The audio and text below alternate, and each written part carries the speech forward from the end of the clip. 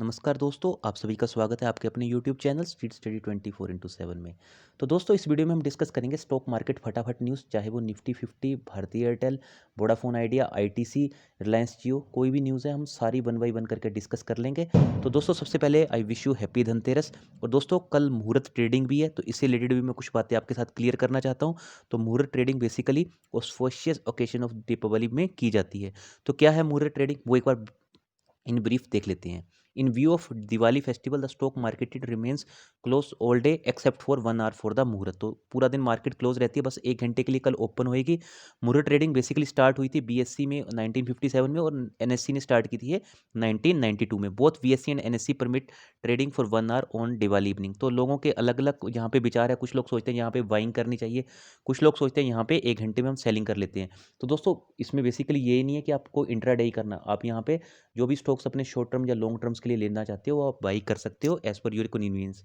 तो आप देख सकते हैं दिस ईयर द मुहूर्त trading will start at 6:15 PM and last till 7:15 PM on November 14। ये अलग अलग टाइमिंग में हर साल हमें देखने को मिलती है। इस टाइम का जो है वो है 6:15 से 7:15 के बीच में। हालांकि जैसे प्री ओपनिंग सेशन होगा वो 6 से लेकर 6-8 के बीच में होगा। एंड ए पोस्ट मुहूर्त session will be from 7:50 and 7:35 PM। जैसे सपोज करो आप जैसे हम जनरली क्या होता है 9 बजे से लेकर 9-8 तक का टाइम पीरियड होता है, वहीं जहाँ पे 6 से 6-8 बजे का, और 6:15 से 6-7:15 के बीच में आप बाइंग और सेलिंग यहाँ पे कर सकते हो। तो बेसिकली मुहूर्त is an occasion in which the investing and trading communities पे ट्रिब्यूट टू गॉडेस लक्ष्मी। तो जहाँ पे लोगों के अलग अलग विचार है, कुछ सोचते हैं कि इस साल हम अच्छे स्टॉक्स को बाई करेंगे, या फिर कुछ सोचते हैं कि हम इस साल अच्छे स्टॉक्स को सेल करके प्रॉफिट कमाएंगे, क्यों, ताकि उनके घर में पैसा है। तो अलग अलग लोगों के यहाँ पे अलग अलग विचारधारा है। आपको जो जैसा लगता है अपने अकॉर्डिंग यहाँ पे चल सकते हो। According to Hindu calendar muhurat is considered as auspicious time. मुहूर्त जो हिंदू कैलेंडर के अकॉर्डिंग बहुत अच्छा टाइम माना जाता है। And during this are the planet set themselves in such a way that work done during this time gives good result and prosperity. तो इस टाइम में माना जाता है कि जो भी आप काम करते हो उसका अच्छा फल मिलता है और प्रोस्पेरिटी मिलती है। तो ये सारी चीज़ें मैंने आपसे डिस्कस कर दी हैं। अभी देख लेते हैं बीएससी सेंसेक्स। आप देख सकते हो बीएससी सेंसेक्स में आज कुछ खास उछाल नहीं देखने को मिला। 85 पॉइंट की तेज़ी देखने को मिली। बीच में तो बीएससी सेंसेक्स आप देख सकते हैं नीचे भी आ गया था। 43,053 का इसने आज लो भी लगाया है। बट मैं यही कहना चाहता हूँ, अभी थोड़ा सा आप संभल के चलिए, क्योंकि कोरोना की जैसी जिस हिसाब से एशिया में हम देख रहे हैं वेव्स चलने के चांसेस बढ़ गए हैं, तो ये मार्केट भी थोड़ा सा वोलेटाइल रहेगा। आप देख सकते हैं निफ्टी 50 भी कुछ आज खास नहीं देखने को मिला, बिल्कुल फ्लैट चल रहा है निफ्टी 50 में। आप देख सकते हैं 29 पॉइंट की तेजी के साथ ही देखने को मिला है। लो भी देख सकते हो आप 12,607 का लगा दिया था, बट आज क्लोज होते होते ये ग्रीन में आ चुका था। तो दोस्तों, अभी जब मैं ये वीडियो रिकॉर्ड कर रहा हूँ तो डो जोन्स का एक बार फ्यूचर देख लेते हैं। तो आप देख सकते हैं डो फ्यूचर्स अच्छा चल रहा है यहाँ पे 202 पॉइंट की तेजी के साथ 29,194 में। कल इवन यूएस मार्केट नेगेटिव में क्लोज हुई थी, बट फिर भी इंडियन मार्केट पॉजिटिव में रही। तो मैं यही कहता हूँ कि जब आपको यूएस मार्केट को फॉलो करना है, बट ऐसा नहीं कि अगर यूएस में गिरावट आई तो इंडिया में भी गिरावट आ जाएगी। ये प्रोबेबिलिटी रहती है 90 to 95% रहती है, ठीक है।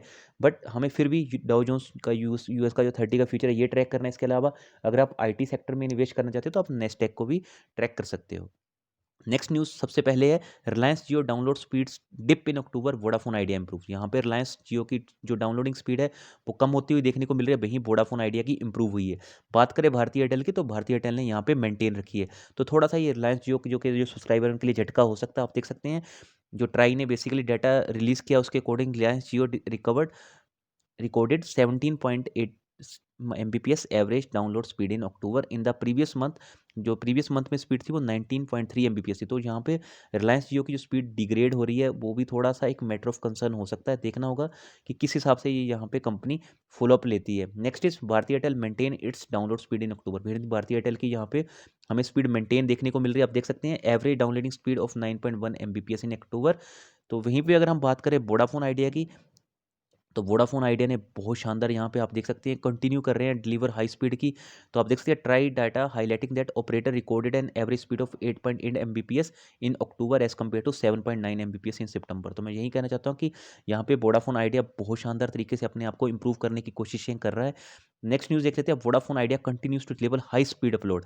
वहीं पे इनका अगर हम अपलोडिंग की स्पीड की बात करें तो वहाँ पे भी वोडाफोन आइडिया बहुत शानदार तरीके से ग्रो करा, आप देख सकते हैं। Vodafone is set to have registered an average upload speed of 6.5 Mbps in October with an average upload speed of 5.9 Mbps in October. Idea retained its second spot in the TRAI chart. तो यहाँ पे अभी भी idea का second chart है, वहीं पे Airtel का ने यहाँ पे आप देख सकते हैं थर्ड स्पॉट क्लिक किया है in terms of operator registering an average upload speed of 3 Mbps in अक्टूबर। तो दोस्तों मैं यही कहना चाहता हूँ कि वोडाफोन आइडिया यहाँ पे कंटिन्यूसली जो प्रेशर में थी उससे थोड़ा-सा निकलने की कोशिश कर रही है और अच्छा यहाँ पे काम करती हुई देखने को मिल रही है। तो अगर ये सारी चीज़ें अगर अच्छी हो जाएँगी तो इनका एआरपीयू भी इंक्रीज़ होएगा।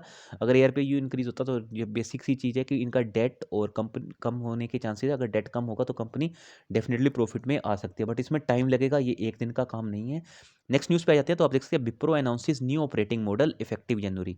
तो विप्रो ने यहाँ पे कस्टमर सर्विसेज और इम्प्रूव करने के लिए to come to the closure अच्छे-अच्छे यहाँ पे और इनिशिएटिव लेके आए हैं। तो आप देख सकते हैं IT services Wipro will usher in a new operating model from Jan to bring the best of Wipro customer to its closure. तो बेसिकली विप्रो के जितने भी कस्टमर उसको और क्लोजर लाने के लिए, जितने भी इनके क्लाइंट्स हैं उनको और अच्छी सर्विसेज प्रोवाइड करने के लिए ये नए-नए मॉडल्स अभी आईटी कंपनीज लेके आ रही हैं।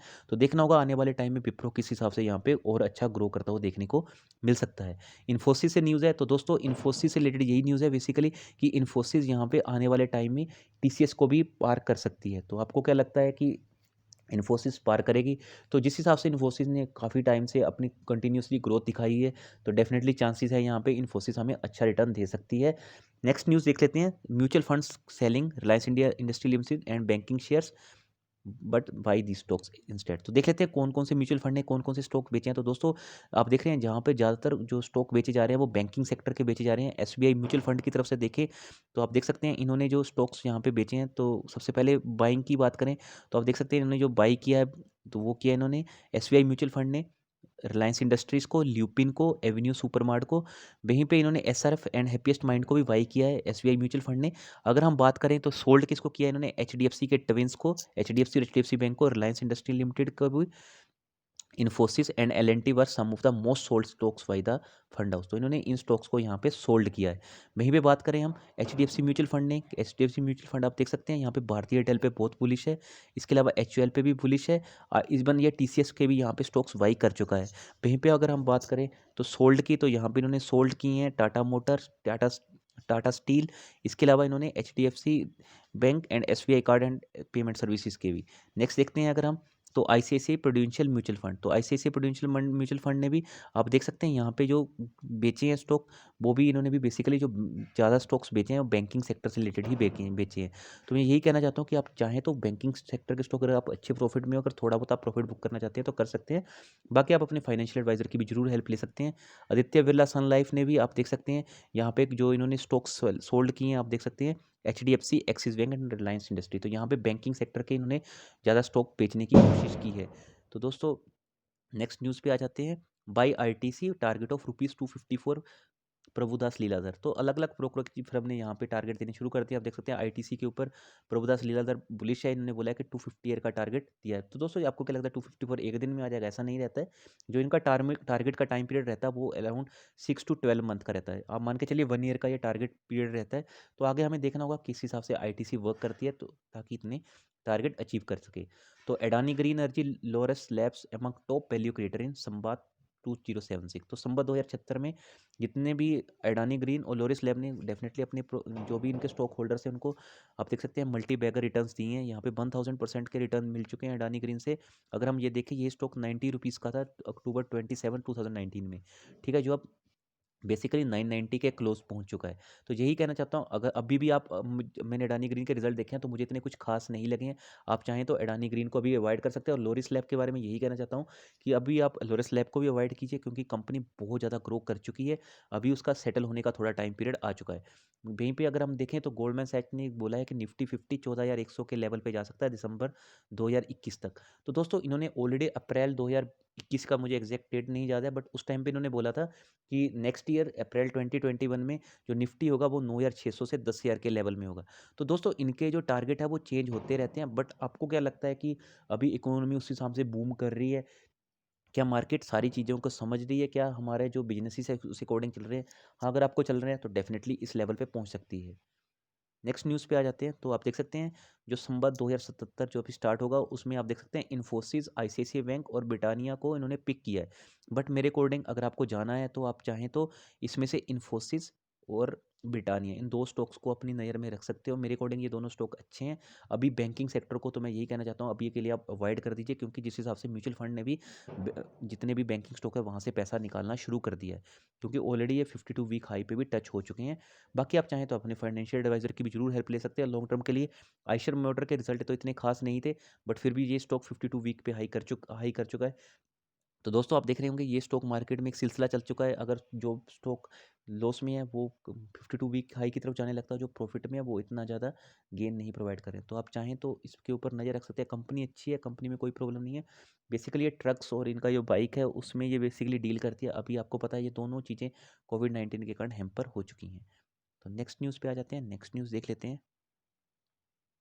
Future retail losses future retail report loss of rupees 69 crore 2 crore in September quarter. तो फ्यूचर रिटेल का फिर से यहाँ पे हमें देख सकते हैं लॉस देखने का मिला। आप देख सकते हैं Future Retail reported a loss of rupees 692.36 को in the second quarter of September 2020 as compared to profit of rupees 16508 in the same quarter of the previous year. तो यहाँ पे हमने देखा था लास्ट ईयर इनको इसी क्वार्टर में अच्छा प्रॉफिट हुआ था, बट अभी फिर से यहाँ पे इनको लॉस होना स्टार्ट हो गया है। तो दोस्तों यही कहना चाहता हूँ, एक तो इनकी डील यहाँ पे थी वो रिलायंस के साथ, वो काफ़ी ज़्यादा क्लोजर के निशान पे आ चुके हैं, क्योंकि बीएससी में कंप्लेंट की इन्होंने अमेजोन ने। इसके बाद दिल्ली हाई कोर्ट में भी इवन आप देख सकते हैं काफ़ी ये कंपनी स्ट्रगल करती है देखने को मिल रही है। अगर यहाँ पे कुछ और यहाँ पे ड्रास्टिक कंडीशन इसके लिए क्रिएट होती हैं तो ये कंपनी और नीचे आ जाएगी। मैं ऑलरेडी कह चुका हूँ फ्यूचर रिटेल में रिटेल इन्वेस्टर का कोई फ्यूचर नहीं है। फ्यूचर रिटेल से जितना हो सके प्लीज़ आप दूर रहिए। बीच में एक बार फिर से जंप दिखा के 80-90 के लेवल पे चला जाएगा तो आप फिर से वहाँ पे फंस जाओगे। अभी के लिए आप फ्यूचर रिटेल को प्लीज़ टोटली अवॉइड करके चलोगे तो भी चलेगा। तो आप देख सकते हैं इनकी जो स्टेटमेंट है उसमें इन्होंने कहा है कोविड-19 pandemic has had a significant impact on the business operation. तो इनके बिजनेस ऑपरेशन पे इसका डेफिनेटली इम्पैक्ट पड़ा है। हालांकि बहुत सेक्टर पे पड़ा है, बट कोई अभी हमने देखा जितनी भी रिटेल के जैसे डी मार्ट भी था वो लॉस में नहीं आया। ये तो कंपनी डायरेक्टली लॉस ही दिखा चुकी है। The company will continue to closely monitor any material changes to future economic condition. तो देखना होगा आगे कंपनी किस हिसाब से खुद को ग्रो करती है। नेक्स्ट न्यूज़ पे आ जाते हैं। तो आप देख सकते हैं फ्यूचर रिटेल ने फिर से अमेज़न के ऊपर वार किया, जहाँ पे उन्होंने बोला है कि Amazon not a share holder. तो अमेज़न हमारा कोई शेयर होल्डर नहीं है। आप देख सकते हैं Kishore Biyani led Future Retail on Thursday told the Delhi High Court that Amazon has was not the shareholder and has no say in its affairs, hence the interim order passed by Singapore arbitration centre was of no value. तो यहाँ पे problem क्या हुई, Amazon को problem इसी चीज़ की है कि अगर रिलायंस इनके सारे एसेट खरीद लेगा, जैसे इनके 1400 से 1500 के आसपास इनके स्टोर है, तो खरीद लेगा तो वो रिलायंस के स्टोर हो गए। तो रिलायंस को तो ऑलरेडी एसेट मिल गया, तो रिलायंस से इतना अमेज़न का कंपटीशन नहीं हो पाएगा। इसीलिए यहाँ पे अमेज़न इनको घसीटता जा रहा है। आप देख सकते हैं Future Group and Amazon have been locked in a battle after the US based e-commerce giant took FRL into an emergency arbitration over alleged breach contract. तो वहीं पे अमेज़न इनके ऊपर जो कॉन्ट्रैक्ट है उसको ब्रीच करने का चार्ज लगा रहा है। आप देख सकते हैं सिंगापुर कोर्ट ने on October 25 had passed an interim order in favour of Amazon barring FRL from taking any step or dispose or encumber its assets or issuing an security to secure funding from restricted party. तो जहाँ पे Singapore जो arbitration court था उसने यहाँ पे एफआरएल को मना किया था कि आपको किसी भी डील में आगे रिलायंस के साथ नहीं जाना है। तो दोस्तों देखना ही होगा आगे किस हिसाब से ये आगे सारी डील्स होती है या क्लोज हो जाती है, या फिर फ्यूचर ग्रुप यहाँ पे बाद में अमेज़न के साथ चला जाता है। अभी सारी ये स्पेकुलेशन है, जब भी कोई क्लैरिटी आएगी हम डेफिनेटली उसको अपनी वीडियो में कवर कर देंगे। तो दोस्तों इस वीडियो में इतना ही था। आशा करता हूँ आपको वीडियो अच्छी लगी होगी। वीडियो अच्छी लगी होगी तो प्लीज़ लाइक करना। बहुत जल्दी मिलेंगे हम नेक्स्ट वीडियो के साथ, और अपना कीमती समय मुझे देने के लिए आपका बहुत बहुत धन्यवाद। So thank you so much.